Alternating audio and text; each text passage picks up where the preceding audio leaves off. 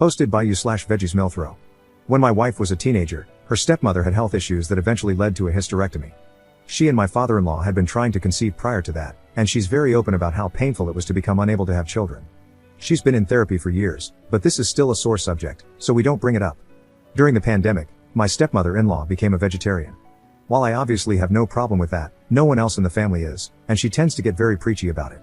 There is one specific video of cattle being slaughtered and processed that she has sent to multiple family members. Because of that preachiness, my wife and I try to avoid having meals with her. I've also been told that she and my father-in-law often eat in separate rooms. Anyway, my wife and I attended a wedding about 2 weeks ago. Our regular babysitter canceled on us at the last minute, so my father-in-law and stepmother-in-law volunteered to watch our kids, 8M and 5F. They had babysat our children once a few months ago, and things went fine, so my wife and I agreed. The kids were asleep when we returned home. The next day, my daughter was very upset. She barely spoke all morning. When we sat down for lunch, she started crying and refused to eat. We tried to talk to her, but she wouldn't tell us what was wrong. Eventually, my son told us what happened. We had promised the kids they could have burgers for dinner. My father-in-law was aware of that, but he apparently fell asleep less than an hour after we left. When it was time for dinner, the kids went to ask my stepmother-in-law to make the burgers, and she refused. My son offered to wake up my father-in-law, but she said no to that as well.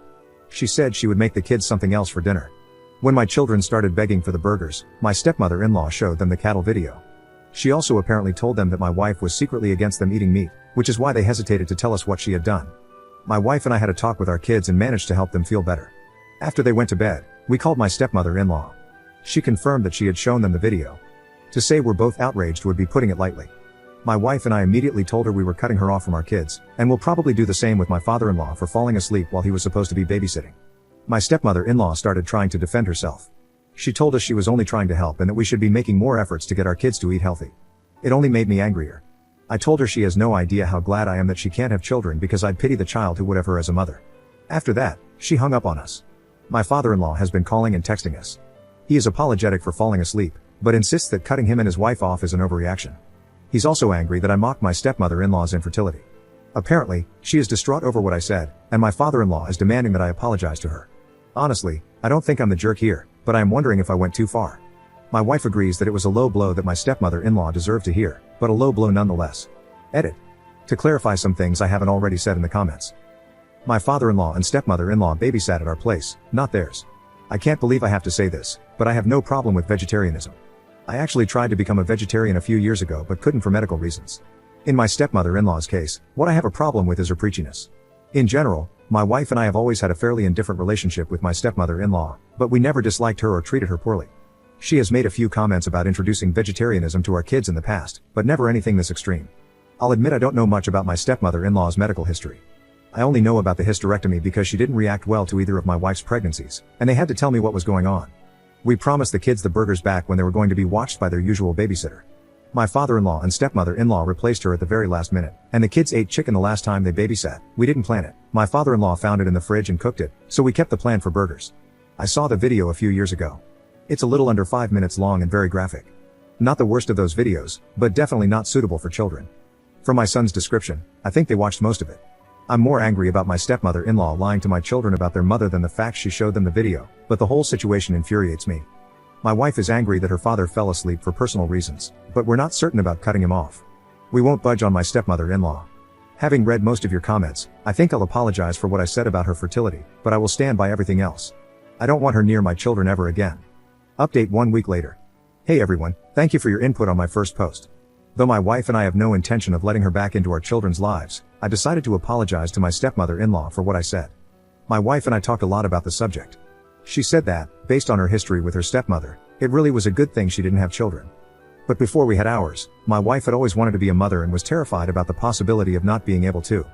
That fear got worse around the time my stepmother-in-law had the hysterectomy. My wife told me her stepmother was agonized when it happened, and even though she agreed with me, she felt it might be best to apologize. Another thing that led me to make that decision was my mother. Before my brother and I were born, my parents had a stillborn daughter. They didn't talk about her much, so I didn't even think of it at the time, but my brother brought it up a few days ago. I couldn't stop thinking about her. As a parent, I can't even begin to imagine how my mother felt. I would never mention anything related to that out of anger, no matter how wrong my mother was. In the end, my wife and I agreed that, while I should apologize, we absolutely can't budge on cutting her stepmother off. We can't forgive what she did. It took us hours to convince our daughter to eat anything, not just meat. Even after that, she refused to eat meat for a few days because she didn't want to be evil.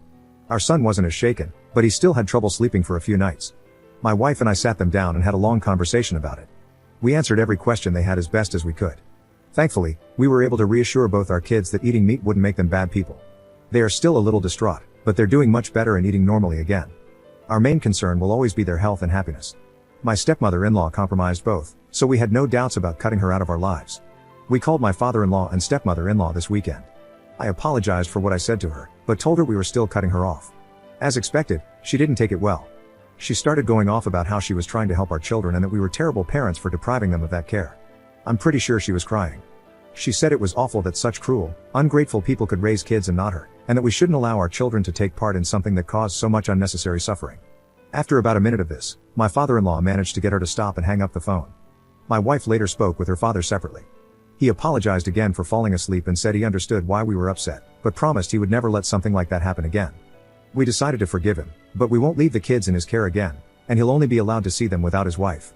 We have other options besides our usual babysitter. My father-in-law agreed. He invited us for a family dinner at a steakhouse my wife loved as a kid. He hasn't been there since my stepmother-in-law became a vegetarian. We're going this Friday. I definitely have my regrets, but I'm satisfied with how things turned out. More than anything, I'm glad my children are all right. Watching my daughter refuse to eat was terrifying, and I will never forgive my stepmother-in-law for scaring her and her brother like that. But they're getting better every day, and I think things are going to be okay. Once again, thank you for all your advice and support.